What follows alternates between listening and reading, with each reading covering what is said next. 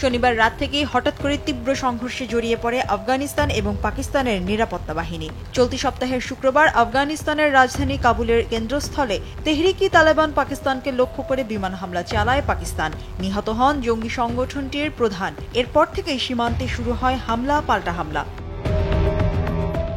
এদিকে ইসলামাবাদের এই হামলাকে কাপুরুষোচিত, নজিরবিহীন, হিংসাত্মক, উস্কানিমূলক এবং আফগানিস্তানের সার্বভৌমত্বে আঘাত করা বলে অভিহিত করেছে কাবুল। তালেবান সরকারের প্রতিরক্ষা মন্ত্রণালয় এক বিবৃতিতে জানায়, সীমা লঙ্ঘন করেছে পাকিস্তান।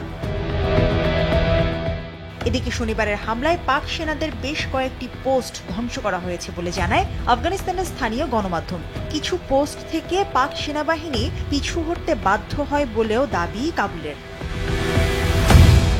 অন্যদিকে ভারত সফরে গিয়েছেন আফগানিস্তানের তালেবান সরকারের পররাষ্ট্রমন্ত্রী আমির খান মুত্তাকি। শুক্রবার ভারতীয় পররাষ্ট্রমন্ত্রী এস জয়শঙ্করের সঙ্গে বৈঠক শেষে দিল্লির আফগান দূতাবাসে সংবাদ সম্মেলনে অংশ নেন আমির খান মুত্তাকি।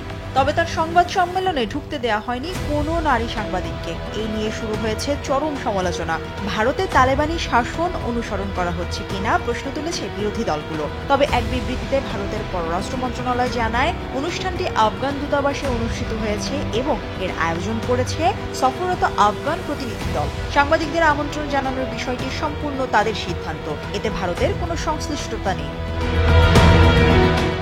মুসলিম দেশ হলেও পাক আফগান সম্পর্ক বরাবরই শীতল এবং উত্তেজনাপূর্ণ। ইসলামাবাদের অভিযোগ, কাবুলের একাধিক জঙ্গি গোষ্ঠী পাকিস্তানের নাশকতা এবং সন্ত্রাসী কার্যকলাপের জন্য দায়ী। এদিকে পাকিস্তানের বৈরিতা যার সঙ্গে, তার প্রতি ভারতের রয়েছে নরম মনোভাব।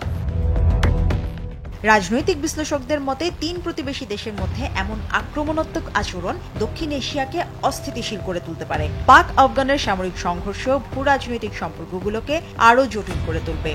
আফগান পাক সীমান্তের উত্তেজনা বেড়ে গেলে তা দুই দেশের গণ্ডি ছাড়িয়ে প্রভাব ফেলবে পুরো দক্ষিণ এশিয়ার নিরাপত্তা পরিস্থিতির উপর, বিশেষ করে এমন সময়ে যখন অঞ্চলটিতে চীন, ইরানের ভূ রাজনৈতিক স্বার্থ জটিলভাবে জড়িত রয়েছে।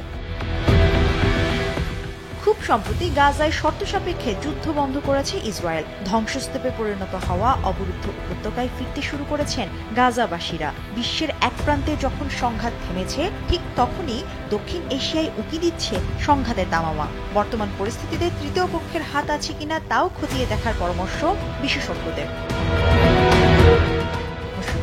দেশ টিভি।